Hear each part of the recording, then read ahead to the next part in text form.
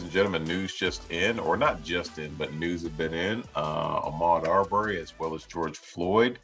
They're killers, so to speak, both the police as well as these three morons in Georgia that killed Ahmaud Arbery have been convicted. They are on their way to having a nice long vacation in prison, and I'm so thrilled about that. These idiots, I am so happy that justice was served, and I'm so happy they're going to be doing some prison sentences. I'm just amazed at the guys in the Ahmaud Arbery's case where they're like, yeah, can we get convicted and go to a federal prison as opposed to a state prison because federal prison is nicer. It's like, no, you can't. This is what happens. Again, I go back to the same thing I've been saying. When you handle a firearm, if you are not the police or the military, stay your ass inside with your firearm. You don't need to be going outside. Your name is not God. You don't need to go judge somebody if you don't have a badge on. And even if you have a badge on, you don't need to necessarily murder somebody because they look suspicious. I'm just saying. Yeah, the thing about this whole thing with, we'll get to of course the George Floyd, but the Ahmaud Arbery situation is, again, originally the DA of the case wasn't going to bring the case to trial.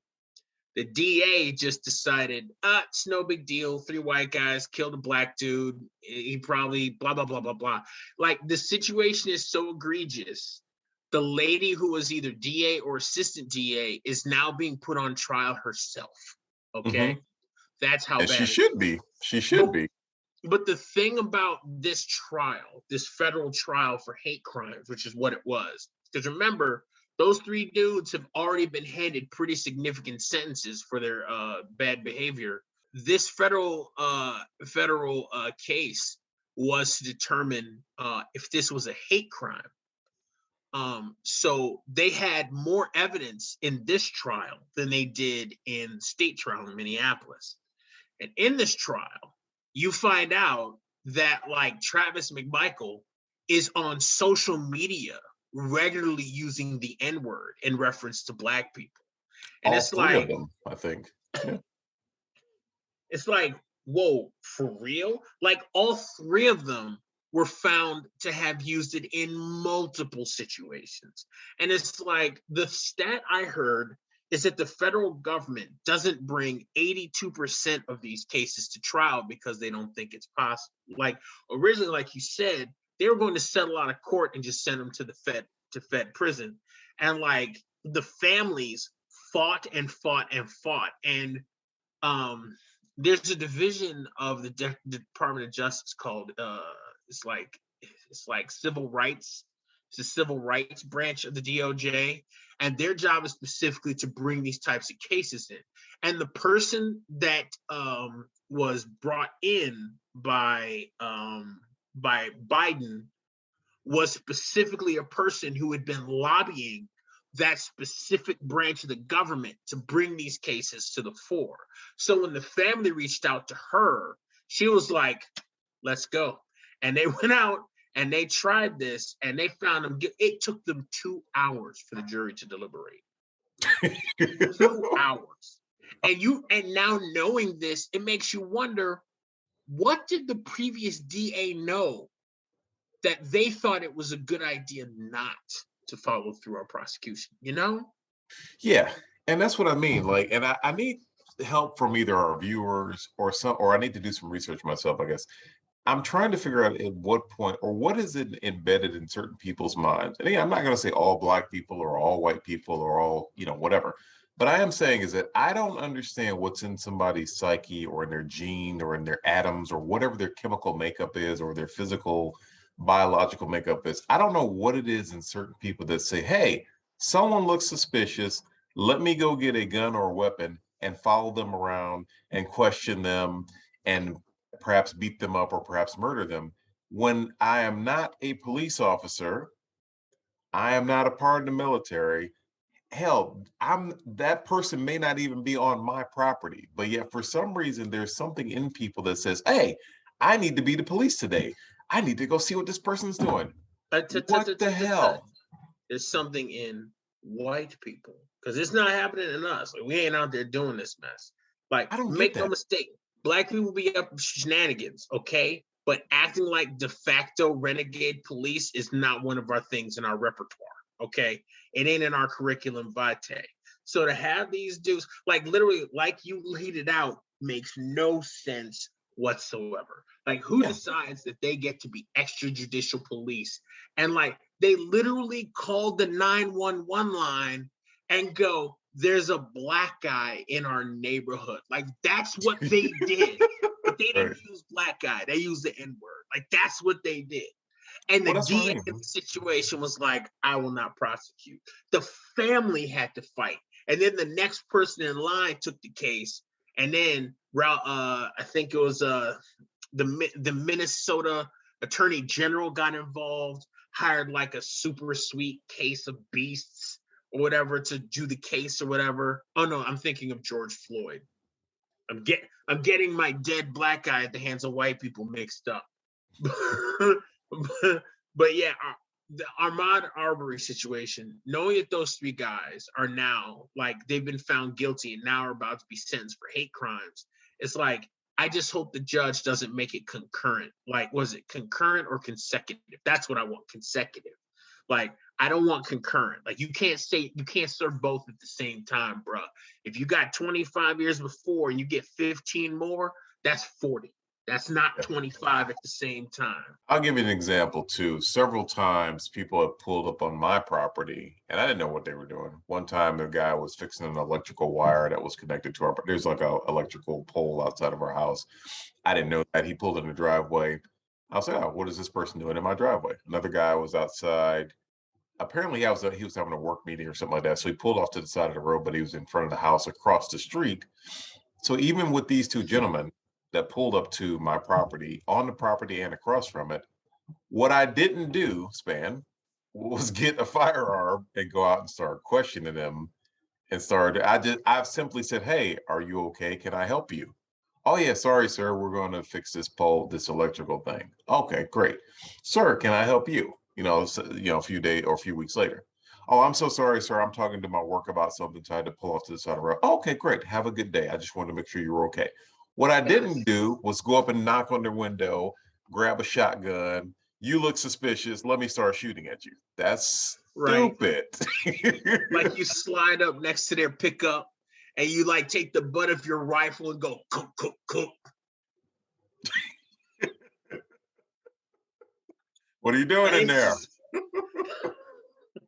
And again, this dude was just jogging through the neighborhood. And if I remember correctly, them three dudes didn't even live in the neighborhood Ahmaud Arbery was jogging through. And if you remember correctly, when the incident went down and they first started talking about Ahmaud Arbery, the first thing we heard about was his troubled past. I was like, what does that have to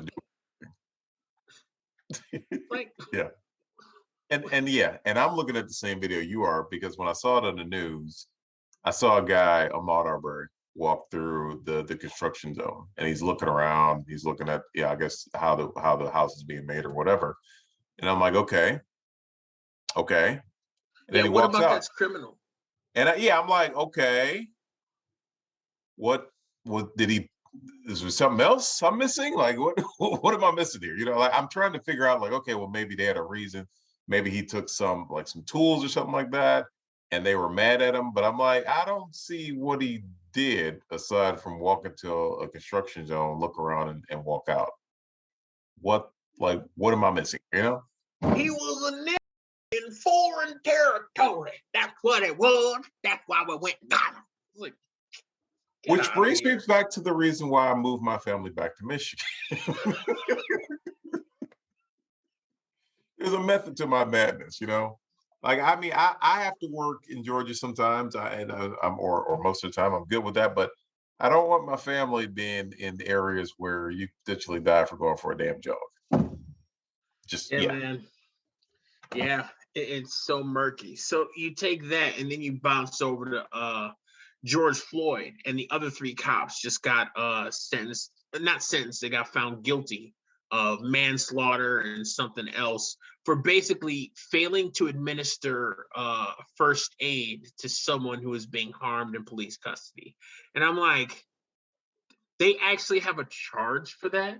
Like all the times black people have died at the hands of police, and I'm like, we could have charged people with that? Like, Mm. really? Yeah. Really? Yeah, exactly. It's amazing. Like I said, these situations are amazing. What's amazing to me though is that even if you put George, even if George Floyd was a white dude and you have black cops, you can reverse it out. The fact that you see somebody being murdered or going for a jog and being murdered or being choked out for, because of XYZ, or mistaking a handgun from a taser, all these bizarre situations. It's like, do you really even need a long trial for this? Like, it's like, isn't the video like you said, a black person's best friend is a cell phone camera? I'm like, you're looking at the same footage I'm seeing. You really need like a few weeks to talk this out? You don't see what we're seeing, you Yeah. know? And I don't want I to take away remember. from the justice system, but I'm just saying, it's like, really? Well, Okay. I am more than happy to, because Michael Harriot, somebody I follow on Twitter, he makes a point to say, for basically all of ever since America was born, we were always willing to take the word of a white man over anybody's white woman, black anybody, Native American anybody, and he goes that extends all the way to police reports. Like I remember a situation where I saw a video, right? Where this cop, this like overweight white cop, was trying to apprehend this like young black kid, right? So the black kid gets away. The cop starts to pull out the taser, realizes the kid is too far away, puts it away, pulls out his handgun, pop, pop, shoots the kid, right? Well, uh, the kid who was filming the video with his phone was like, holy, and the cop Yeah, I saw that. looked at him and like, hey, give me that phone. And the kid starts bucking, right? But here's the thing. That video didn't come out till months later after the killing. And the Yeah. cop who had committed the killing, in his report said that the youth had gone after his gun and that's why he had to shoot him. And here's the thing. I once talked about a situation where there was a cop, there was a hotel hallway, and this guy was suspected of committing a crime. So this cop went to go apprehend this guy. The cop goes in the hotel, he orders the guy out of the room, and this cop has an AR-15 and it says die MFer on it or something like that. He etched that into the side of his M14 or his AR-15. And he's like giving this guy orders, right? To like lay down, stand up, this, that, and the other. The guy's like, I don't know what you want me to do. I don't have any weapons. And after like 4.5 minutes of being yelled at and bossed around and threatened, like this guy's, you're gonna die today if you don't do what I say. He ends up shooting the guy dead. The cop who shot the guy dead now receives somewhere in the neighborhood of $2,500 a month disability from the state because he sued and won because they fired him for that situation. And somehow that was against the his agreement with the police union. So the police union sued on his behalf and they couldn't reinstate him, but they got him like a medical discharge. So now he makes like $2,800 a month on the state for murdering someone. It's just like, whoa. And mind you, the guy he killed was white.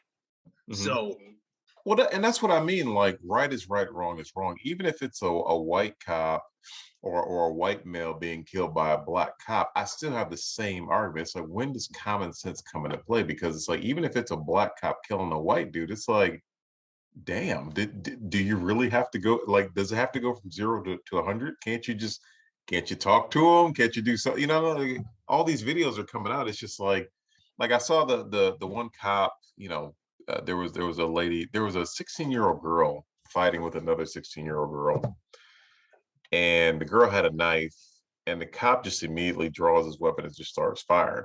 I'm just like, okay, I get it, but at the same time, I'm like, damn, they didn't want to try to use a taser or so, but they're it's like ingrained in them to immediately start firing. I'm like, damn, that's pretty. When it comes Statistically, to what are black they? people, absolutely. You remember that time in Chicago, that dude had a pocket knife and he was running away from the cop. Cop shot him 16 times.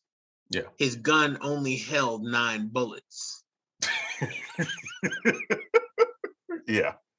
It's not even funny, but yeah, it's like damn, that's It's pretty. like this cop had such impunity. He reloaded his weapon knowing that the camera in his vehicle was recording the entire incident. Mhm.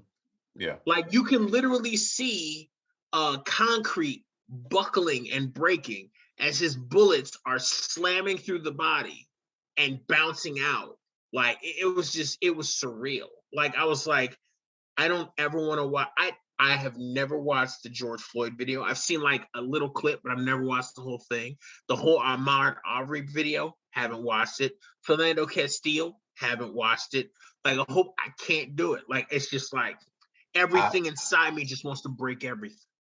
I've seen videos, and it's you know what, it's not even infuriating, it's sad, it's depressing. You almost come to tears because you're looking at this human being harm another human being, and I'm just like, why would you do that, you know? I'm like, and again, I keep going back to like, if George Floyd was white and the cops were black, I would still have the same level of like, what the hell are you doing? Like, get off the guy, you know? That's the thing that's sad. It's like to do that to another human being is just it's heartbreaking.